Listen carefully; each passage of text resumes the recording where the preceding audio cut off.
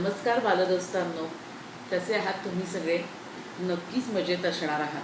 त्याचं कारण असं आहे की नवीन वर्षाची सुरुवात झालेली आहे आणि गेल्या वर्षामध्ये ज्या ज्या घटना घडल्या, ज्या गोष्टी घडल्या, त्या सगळ्यांवरती फुंकर घालायला या नवीन वर्षाने जणू आपल्या आयुष्यात पदार्पण केलेलं आहे.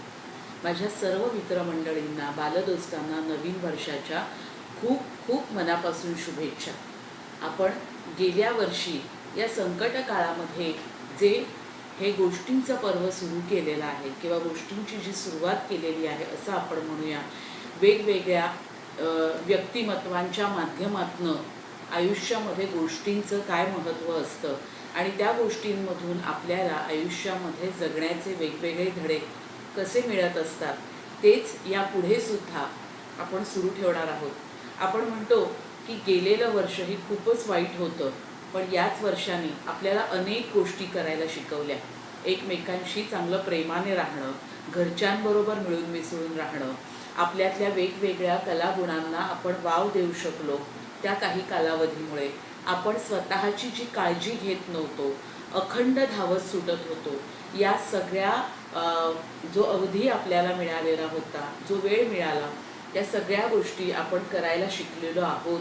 एकमेकांची काळजी घेणं, एकमेकांबद्दल आपल्या मनामध्ये प्रेमभाव असणं आणि संकट काळामध्ये आपण सगळ्यांसाठी कसं उभं राहायला पाहिजे हे देखील. तेव्हा गेलेल्या सरलेल्या वर्षाचे त्यासाठी आपण नक्कीच आभार मानले पाहिजेत, कारण त्या वर्षाचा काहीच दोष नव्हता.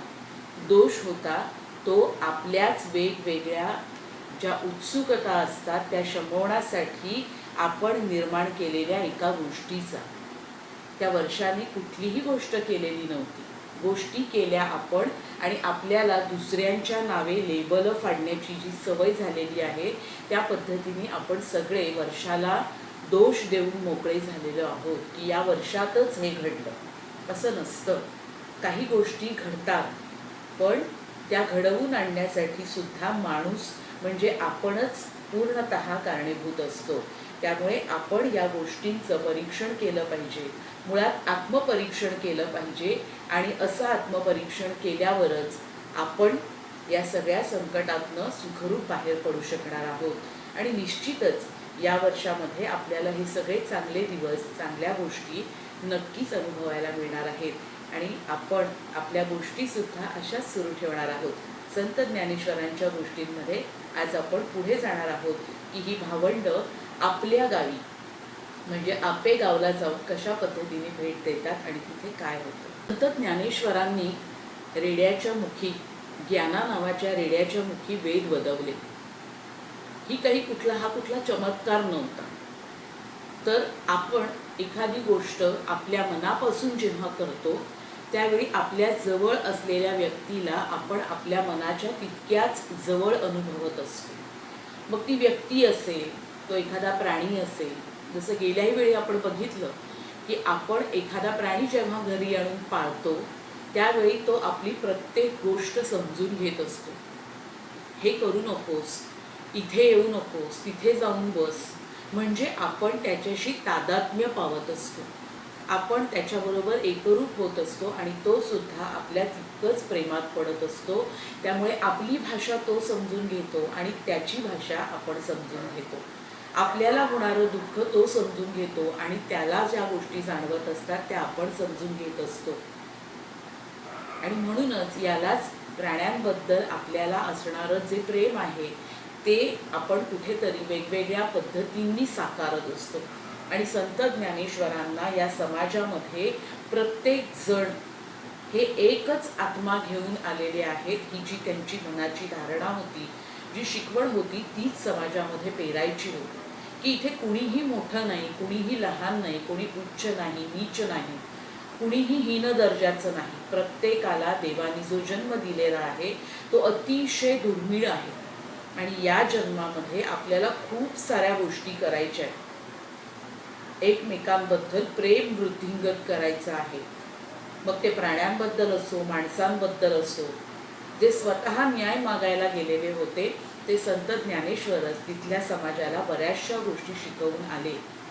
प्राण्यांना सुद्धा कमी समजू नका, हा जो रेडा तुम्हाला कमी दर्जाचा वाटतो आहे तोच आपल्यासारखे वेद जर तुम्ही प्रेमाने मायेने शिकवले तर ते बोलू शकतो, हे कुठेतरी संत ज्ञानेश्वरांना दाखवून द्यायचं होतं. आणि त्यामुळे आजूबाजूच्या सगळ्या वातावरणामध्ये तिथल्या सगळ्या लोकांकडून त्यांचा एक प्रकारे जय जयकार झाला. या सगळ्या भावंडांना लोकांनी पालखीत बसवून त्यांची मिरवणूक काढली, त्यांचा सत्कार केला, आदर केला. अगदी वेगवेगळ्या ठिकाणाहून लोक त्यांना भेटायला येत होते. सावकार येत होते, कोणी श्रीमंत येत होते, घोड्यावर येत होते, पालखीत येत होते, या भावंडांचं दर्शन घेत होते, त्यांच्याकडनं काही गोष्टी शिकत होते आणि तिथून भरली ओंजळ घेऊन परत जात होते. गोदावरीच्या तीरावर त्या गावातल्या पैठणवासियांच्या आग्रहाने तिथे भजन, कीर्तन, प्रवचन हे सगळं व्हायला लागलं होतं. आणि पैठणवासियांना अमृताचा एखादा घोट प्यायला मिळावं तसं त्यांच्या कानामध्ये जीवनाचं खरं खुरं तत्वज्ञान पडत होतं की सगळं प्राणी मात्रामध्ये देवाने जन्माला घातलेला प्रत्येक जण हा सारखा आहे, तिथे कुणीही कमी जास्त नाही. आणि आपण प्रत्येकाला तशीच वागणूक दिली, प्रत्येकाकडनं त्याच गोष्टी आपण जर का शिकत गेलो. आपण म्हणतो की दत्तगुरू महाराज हे स्वतः सगळ्यांचे गुरु असून सुद्धा त्यांनी प्रत्येक भेटणाऱ्या छोट्या छोट्या गोष्टीला आपले गुरु बनवले. त्यामध्ये कुठलाही कमीपणा कधीही मानू नये. आपण आपल्याला ज्याच्याकडून जे शिकायला मिळतं तिथे ती व्यक्ती, ती वस्तू, तो प्राणी, तो घटक हे आपले गुरु असतात. आणि हेच संत ज्ञानेश्वरांनी त्यांच्या भजन, कीर्तन आणि प्रवचनातून पैठणवासियांना दाखवून दिलं जेवढे दिवस तिथे राहिले तेव्हा. आणि तिथे असलेले त्यांचे जे आजोबा होते कृष्णाजी पंत, त्यांच्या घरामध्ये ते राहत होते आणि त्यांच्या घराला एक प्रकारे मंदिराचं स्वरूप आलेलं होतं, कारण प्रत्येक जण त्यांच्या दर्शनासाठी तिथे येत होता. आणि त्यावेळी तिथे असणारे जे श्रीधर पंत आहेत, जे धर्मपीठाचे मुख्य आहेत, त्यांना असं वाटत होतं की या मुलांनी इथेच राहावं, या मुलांनी पैठणवासीय आणि यांच्याशी जर का प्रेमाने राहून काही गोष्टी केल्या तर इथलं धर्मपीठ चर्चेमध्ये येऊन इथल्या लोकांचं नक्कीच चांगलं होणार आहे. या गोष्टी जेव्हा श्रीधर पंतांच्या, जे मुख्य होते तिथल्या पैठणच्या धर्मपीठाचे, त्यांच्या मनात चालू होत्या, त्यावेळी निवृत्तीनाथांच्या मनात मात्र अगदी वेगळी गोष्ट सुरू होती. त्यांना संत ज्ञानेश्वरांकडून खूप काही वेगळं करून घ्यायचं होतं. आणि हे वेगळं करत असताना समाजातल्या प्रत्येक घटकाचं भलं झालं पाहिजे, चांगलं झालं पाहिजे, ही गोष्ट त्यांच्या मनात होती. आणि या सगळ्याची सुरुवात त्यांना आतापासून करायची होती. आम्हाला खूप कामं करायची आहेत, आम्हाला जायचं आहे इथून. आणि त्यासाठी गावोगावी प्रत्येक ठिकाणी जिकडे माणसांच्या प्रवृत्ती, वृत्ती बदललेल्या आहेत, गढुळलेल्या आहेत, त्या सगळ्यांना आम्हाला शिकवणूक द्यायची आहे, शिकवायचं आहे की जीवनाचा खरा मार्ग काय असतो आणि आपण सगळ्यांना समानतेनेच वागवलं पाहिजे. सर्वव्यापी आहे, सगळ्या चराचरामध्ये तो भरलेला आहे. आणि जेव्हा तुम्ही प्रत्येकाकडे आदराने बघाल त्याच वेळी परमेश्वर तुमच्या आयुष्यामध्ये दाखल होईल आणि खऱ्या अर्थाने तुम्हाला आशीर्वाद देईल. ही संत ज्ञानेश्वरांची शिकवणूक होती आणि ती समाजातल्या प्रत्येक व्यक्तीला मिळालीच पाहिजे असं निवृत्तीनाथांना वाटत होतं. असंच एकदा बसलेले असताना त्यांचे आई वडील ज्या गावामध्ये राहत होते, त्यांच्या वडिलांचं जे मूळ गाव होतं ते म्हणजे आपेगाव. या गावाहून तिकडचे पाटील आणि काही मंडळी त्यांना भेटायला आली, जी अनेक लोक भेटायला येत होती. त्यामध्ये त्यांनी ओळख सांगितली, बरेचसे लोक तिथे त्यांना भेटायला जमले. आणि तुमचे वडील आणि त्यांचं संपूर्ण वास्तू, तिथे सगळं त्यांनी केलेलं काम, त्यांचं घर, वाडा हे सगळं जसंच्या तसं आहे. इथे तुमचा एवढा मोठा सत्कार होत आहे, तुम्ही आमच्या गावची मुलं आहात, तर आपेगावला तुमचा सत्कार झालाच पाहिजे. म्हणून ते पाटील त्यांना तिथे घेऊन जाण्यासाठी म्हणून आले निवृत्तीनाथांना. आणि कृष्णाजी पंत आणि त्यांच्या आजी हे सगळेजण मिळून या भावंडांसहित आपेगावला आले. आपेगावला आल्यावरती त्यांचा यथासांग असा सत्कार करण्यात आला. तिथेही लोकांनी त्यांचा जय जयकार केला की ही जी मुलं आहेत, एवढी लहानगी संन्यासाची म्हणून भगव्या वस्त्रातली मुलं आहेत, ही मुलं समाजातल्या लोकांना ज्ञान मिळवून देतात. आणि रेड्याच्या मुखी वेद वदवण्याची कथा ही सर्वदूर पसरली होती, जी ज्ञानेश्वरांनी केलेली होती ती. त्यामुळे सगळे लोक असे अचंबित होते की खरोखर यांनी जी प्रवचनामधून फक्त शिकवण देत नाही आहेत, तर त्यांनी दाखवून दिलं समाजाला की कोणामध्येही भेदाभेद करू नका, प्रत्येक जण एकाच पातळीला असतो आणि त्याच्याशी आपण त्याच पद्धतीने वागलं पाहिजे. एखादा गाढव जो आपल्याकडे काम करत असतो, तो करत नाही, त्याचं दुखणं समजून तो आळस करत असेल, पण तरीसुद्धा त्याचं दुखणं समजून न घेता जर का आपण त्याला रेटत राहिलो, मारत राहिलो, सतत गाढवच म्हणत राहिलो, एखाद्या व्यक्तीला आपण गाढव म्हणतो, तो काम करत नसेल, त्याला बुद्धी नाही आहे, या अर्थाने त्याला गाढव म्हणण्याची प्रथा पडलेली आहे. गाढव म्हणजे कमी दर्जाचा असं आपण का ठरवतो? आपण कोण असतो एवढे मोठे जे आपल्यापेक्षा अशा कुणाला तरी कमी दर्जाचं समजतो? प्रत्येकाचे जे वातावरण असतं ते वेगवेगळं असतं मुलांना. सगळेच लोक खूप एकदम ज्ञानी आईवडिलांच्या घरी, सुसंस्कृत आईवडिलांच्या घरी, परंपरांचं ज्ञान असणाऱ्या, वेदशास्त्रांचं ज्ञान असणाऱ्या, प्रचंड अभ्यास असणाऱ्या आईवडिलांच्या घरी जन्म घेत नाहीत. काही आईवडिलांनाच त्या गोष्टी मिळालेल्या नसतात, ते अज्ञानी असतात, पण आपल्या मुलांनी शिकावं अशी त्यांची इच्छा असते, म्हणून आपण त्यांना कमी लेखणार का? नाही, ते चुकीचं आहे. तर हीच जी शिकवण होती ती आपल्याला संत ज्ञानेश्वरांनी त्यांच्या संपूर्ण म्हणजे जे काही ते आयुष्य जगले 16 वर्षांचं, 18 वर्षांचं, त्यातून त्यांनी समाजाला घालून दिली. ही सगळी भावंडं आपेगावला आली. त्यांनी तो वाडा बघितला जिथे त्यांचे वडील राहिले होते, आई आणि वडील. तिथे बऱ्याचशा गोष्टी झाल्या, त्यांच्या आठवणी झाल्या, विठ्ठल आणि रुक्मिणी यांच्या, त्यांच्या आजी आजोबांबद्दलच्या. सगळ्यांचं मन अक्षरशः भरून आलेलं होतं त्या आठवणींनी की आज हा सोहळा, हा क्षण बघण्यासाठी आजी आजोबा आणि आई बाबा इथे हवे होते. आपेगावला दुष्काळ पडला आणि दुष्काळ पडल्यावरती ते लोक आळंदीला गेले आणि आळंदीला झाल्यावरती मनामध्ये जो सगळा उद्विग्नता त्यांच्या दाटून आली, त्यातून रुक्मिणीला सोडून ते काशी या तीर्थक्षेत्री गेले होते ज्ञानार्जनासाठी. आपला संसाराचा त्याग करून ते संन्यासी झाले होते. ही चूक त्यांच्याकडनं घडलीच नसती असं कुठेतरी भावंडांच्या मनामध्ये येऊन जातं.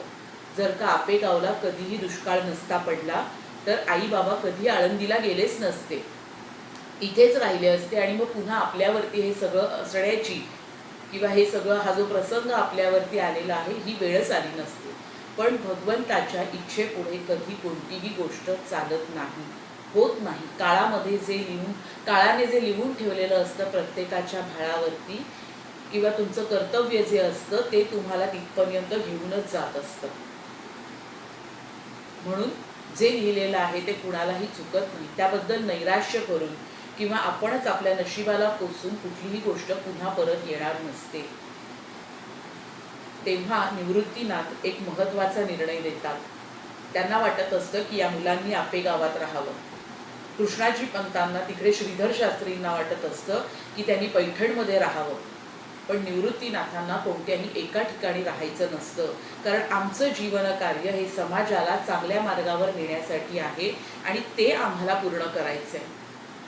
त्यासाठी आम्ही आमच्या आयुष्याचा खडतर प्रवास करणार आहोत आणि आमच्या आयुष्याचं, आमच्या जीविताचं जे उद्दिष्ट आहे ते पूर्ण करणार आहोत. असं प्रत्येकाने आपापल्या जीविताचं उद्दिष्ट समजून घेतलं पाहिजे आणि थोडं तरी आपण दुसऱ्याच्या उपयोगी पडू यासाठी एखादी गोष्ट तरी केली पाहिजे. या मुलांच्या संपूर्ण वागणुकीवरून ही गोष्ट आपल्या लक्षात येते. हा वाडा आहे, चला आता आपण मस्त वाड्यामध्ये राहूया, छानपैकी आयुष्य समाजामध्ये जगूया, एवढे सगळे लोक आपल्यासाठी चांगलं चांगलं बोलतायत, आपण इथे प्रवचनं देऊ, भजन कीर्तनं करू आणि इथेच राहू, असं ते ठरवू शकले असते मुलांना. पण त्यांनी तसं केलं नाही. आपल्या आयुष्याचं जे इप्सित आहे, जे उद्दिष्ट आहे, जी ध्येय आहे, ज्यासाठी आपला जन्म झालाय ते आपण पूर्ण केलं पाहिजे.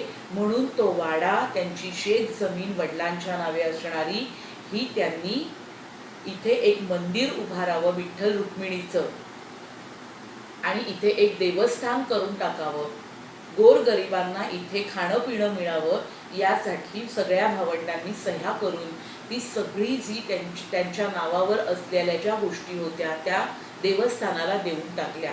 बघा किती निर्मोहीपणा असतो. आपण आयुष्यभर झगडत असतो, मला घर हवं, मला प्रॉपर्टी हवी, मला हे हवं, मला गाडी हवी, मला बंगला हवा, माझं इतकं शिक्षण झालं पाहिजे, मी इतका मोठा झालो पाहिजे, यासाठी सतत आयुष्याचा संघर्ष आपण करत असतो. पण एका क्षणात आपल्याकडे असलेलं आपल्याला मिळालेलं देऊन टाकणं कुठल्याही अपेक्षेशिवाय हा सगळ्यात मोठा मोठेपणा आहे मुलांनो. आणि हा या गोष्टींमधून आपण शिकला पाहिजे. ही भावंड सह्या करून 2 दिवस तिथला पाहुणचार घेऊन आपण आपल्या वडिलांच्या राहत्या ठिकाणाचा आपेगावचा पुन्हा पैठणला येतात. पैठणला आल्यावरती पुन्हा काही दिवस तिथे राहून तिथे भजन, प्रवचन, कीर्तन अक्षरशः त्या सगळ्या लोकांना आपल्या प्रेमात पाडतात. आणि श्रीधर शास्त्रींना जे वाटत असतं की यांनी इथेच राहावं, पैठणमध्ये राहावं, त्यावेळी आमच्या आयुष्याचं ध्येय पुन्हा एकदा निवृत्तीनाथ सांगतात आणि आम्ही नेवासे या ठिकाणी जाणार आहोत. पुढचं ध्येय ठरलेलं असतं. सगळ्या पैठणवासियांचं मन भरून येतं. काही काळातच ते त्यांना इतकं आपलंसं करतात, इतकं प्रेमाने जवळ करतात की सगळे त्यांच्या प्रेमात त्या भावंडांच्या पडलेले असतात. आणि त्यांची जाण्याची निघण्याची वेळ येते.